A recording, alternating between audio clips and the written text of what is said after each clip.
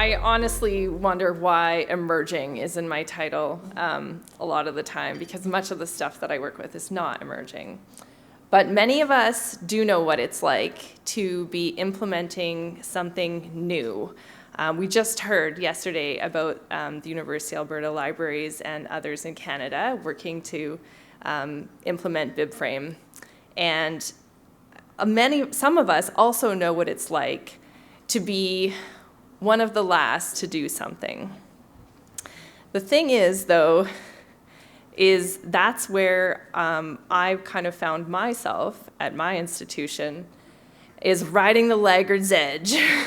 So I would say, are definitely late adopters when it comes to offering things through our collections, such as 360 cameras, such as Arduino and Raspberry Pi kits, such as vinyl cutting, 3D printing, those kinds of maker technologies. We're just working on VR. And, you know, I'm here to say that's okay. And no one ever talks about it. That's the thing. We don't hear from people who are sort of lagging behind. And I have to say, I was very surprised that this talk got accepted. So I think this is an awesome community, very accepting. And it's to the point where I think that often it feels a little bit less worth it to do things when we're one of the last to do it. In terms of my context, in Edmonton and in Alberta, all of our peer institutions already were offering these things for years now by the time that we got to it. So we are a bit late to the party. But I'm here to tell you about some of the advantages of being behind the curve. So first off, your audience is ready. So really, people already know about the value of these things. Administrators know. You don't have to justify why you're offering this. You already have, in the case of 3D printing, people who are designing files and just looking for a quality printer to print them off on.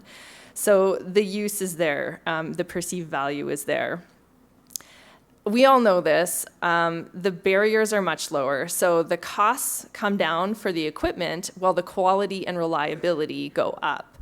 And also closed systems are introduced. So in the case of 3D printing, you have software and machines and materials that all work really well together.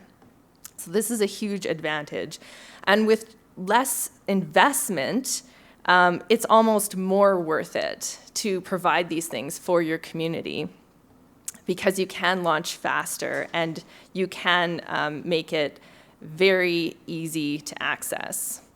So I kind of actually like to think about the technology adoption model in terms of thinking about the advantages of being behind the curve. Because there's these two factors: the ease of use, which is preferable for people when they look at things, they don't want it to be too difficult. And that's really our usability, right, is the ease of use. And then there's the perceived usefulness, which Davis defined as the degree to which a person believes that using a system will enhance their productivity. And they were talking about it in the work context. But I do think that especially 3D printing is quite unique. There's nothing else that can fabricate what it does as easily as it does it, that kind of thing. So that's definitely there. When it comes to making technology, though, there's a lot of other factors that I think motivate users, which means that, again, there's just a lot of adoption of these right away.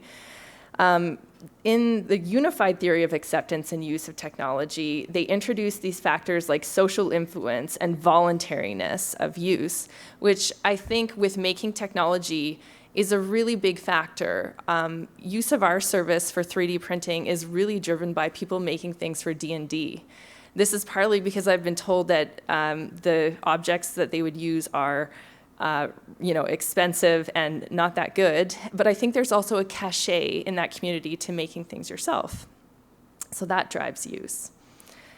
And so sloths are a fan. What is interesting about making technology is that I think it spans this second model here, because the unified model was built off of the original technology adoption model.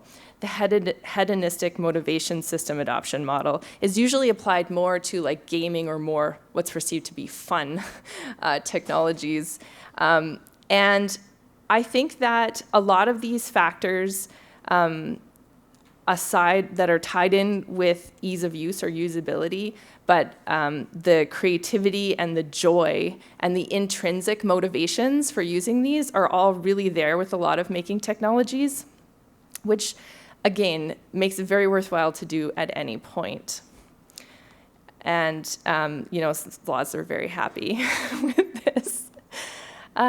So an advantage is also that you get to experiment where you want to. And for us, that's been in the implementation and the pedagogy. So that means that we get to work with entomology faculty on having their students design bugs to be 3D printed. And we get to work with social worker faculty on memory objects for their students to take out into the field. And you get to put it in there as opposed to just making sure that the machines for 3D printing keep working. Because I don't love technology, maybe that's a radical admission here, but I love what people can create with technology. So lastly, community is very important. We benefited, and the great thing about being behind the curve is you have a ready community of people to partner with. So led by Lydia Z from the U of A, we actually have a maker community of practice that involves public libraries, people from academic libraries, and organizations like TELUS World of Science. And we share resources and opportunities. And I would like to invite everyone here to get in touch if they want to be a part of that community, and we can communicate across the distance no matter where you're from. So thank you for going on this little ride with me, and I'm hoping that this will encourage those of you who might be behind in a particular area, and also just make you think about some of the significant advantages to being behind the curve.